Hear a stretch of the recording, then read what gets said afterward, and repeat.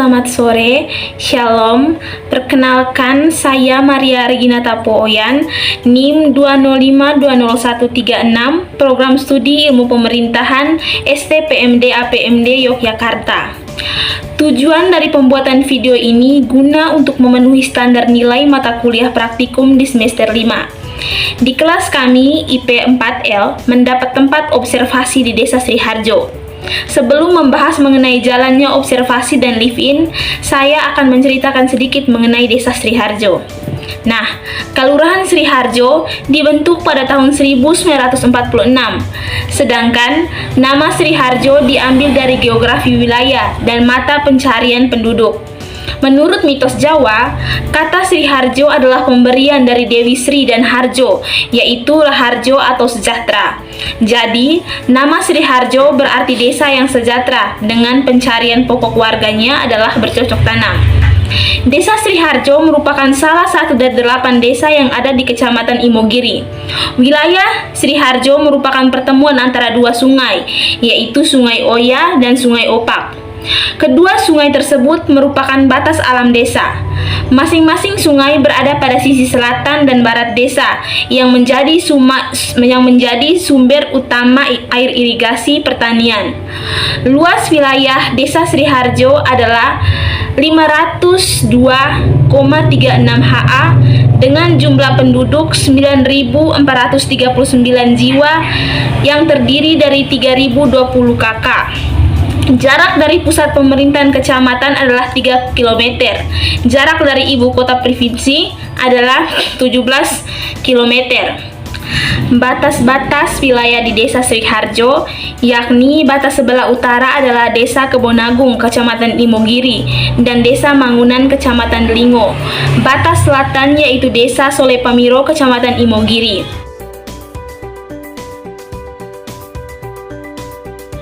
Sekarang saya akan menjelaskan mengenai observasi yang kami lakukan setiap minggu di Desa Sriharjo. Untuk observasi minggu pertama, kami bertemu dengan Bapak Sekretaris Desa. Di situ beliau menjelaskan mengenai gambaran umum tentang Desa Sriharjo, yaitu mengenai luas wilayah, jumlah penduduk, mata pencaharian, dan lembaga-lembaga yang ada di pemerintahan Desa Sriharjo. Minggu kedua, kami bertemu dengan Ketua Karang Taruna. Di situ dia membahas mengenai Desa Sriharjo yang sekarang lagi mengejar desa mandiri budaya, yakni desa primer, prener, wisata, dan budaya. Di Karang Taruna Desa Sriharjo terdiri dari 2 tingkatan, yakni Karang Taruna tingkat desa dan Karang Taruna tingkat dusun. Bidang-bidang yang sudah diambil dan dilaksanakan oleh Karang Taruna Desa Sriharjo ialah sanggar tari, pengelolaan sampah, pertanian, wisata, dan jasa dekorasi. Beliau juga menambahkan bahwa dalam Karang Taruna ini, kegiatan yang dilakukan tidak ada pelatihan dari luar atau workshop, melainkan secara otodidak dan didapat dari orang tua yang sudah senior. Karang Taruna desa ini melestarikan budaya dari diri mereka sendiri dan ada keinginan untuk membangun Desa Sriharjo, dan pemuda masih aktif mengembangkan budaya yang ada di Desa Sriharjo. Minggu ketiga kami bertemu dengan Ketua BUMDes. Di sana Ketua BUMDes menjelaskan mengenai program-program yang direncanakan. Untuk badan usaha milik Desa Sriharjo sendiri, mereka belum melaksanakannya karena kendala COVID dan lain sebagainya. Sekarang mereka hanya merencanakan program-program yang akan dilakukan pada tahun 2023. Untuk observasi minggu keempat, di sana kami bertemu dengan seorang warga yang berjualan di tempat wisata yang ada di Desa Sriharjo, yakni Sri Keminut. Di sana beliau menjelaskan mengenai penghasilan per bulan yang didapat dari jualan di tempat wisata itu. Ia juga menjelaskan mengenai peran pemerintah desa dalam mensupport adanya objek wisata tersebut. Di sini, pemerintah desa membangun ruko-ruko sebagai tempat jualan masyarakat.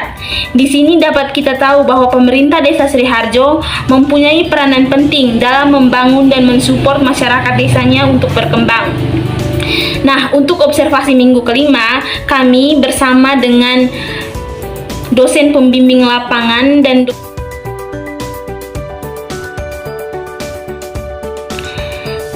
pada kegiatan live-in ini juga membantu saya dalam memberikan hasil data yang pas untuk topik saya. Topik yang saya angkat ialah mengenai pengelolaan tanah kas desa oleh pemerintah dan masyarakat.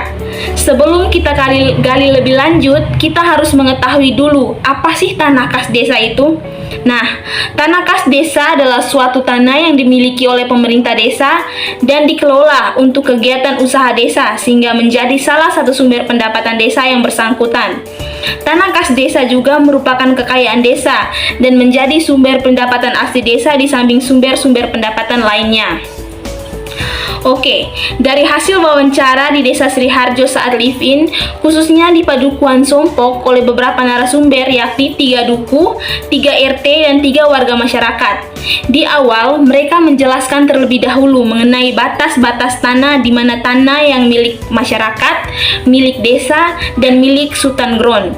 Menariknya, mereka katakan bahwa di Jogja, khususnya di Kelurahan Sriharjo, tidak ada tanah tanpa tuan. Kembali ke topik awal, bahwa penggunaan tanah kas desa ini disewakan kepada masyarakat desa Sriharjo itu sendiri, yakni digunakan untuk tanam palawija, hutan, dan kegunaan lainnya. Dan hasilnya dibagi, 25% masuk ke kas desa dan 75% untuk masyarakat yang mengelola tanah kas desa tersebut. Dan untuk penggarap dari luar desa harus mendapat izin sepenuhnya dari masyarakat. Bukti nyata bahwa tanah kas desa sepenuhnya diserahkan kepada masyarakat ialah adanya kebun jahe yang ada di Padukuhan Sompok dan beberapa kebun yang dikelola masyarakat. Di sini mereka mengatakan bahwa dengan adanya pengelolaan terhadap tanah kas desa oleh masyarakat, kehidupan dari segi ekonomi mereka terbantu. Dari awal mereka yang tidak memiliki pekerjaan dan penghasilan, kini bekerja dan mendapat penghasilan dari tanah kas desa. Dengan ini juga berdampak pada penurunnya persentase kemiskinan yang ada di Desa Sriharjo. Dari program tanah kas desa ini tidak selamanya berjalan mulus. Dari hasil wawancara, saya menemukan sedikit permasalahan, yakni ketidakpuasan sebagian kecil masyarakat karena tidak mendapat jatah dari pengelolaan sistem sewa tanah tersebut. Beberapa dari mereka tidak peduli, tapi sebagiannya merasa pemerintah desa tidak adil dalam pembagian. Jadi, harapan mereka pada saat musrembang nanti, mereka bisa mengemukakan apa yang mereka rasakan kepada pemerintah desa Sriharjo. Di topik dan permasalahan yang saya temukan tadi, maka saya mengangkat judul yakni peran pemerintah desa dalam pengelolaan tanah kas desa kepada masyarakat. Dilihat dari perspektif ilmu pemerintahan, yakni dalam konteks 5G, maka saya mengangkat perspektif government. Alasannya, karena pada government, pemerintah dan masyarakat memiliki nilai kekuasaan, dan pemerintah sendiri mempunyai 4 peran penting, yakni mengatur, melindungi, melayani, dan mengurus masyarakatnya.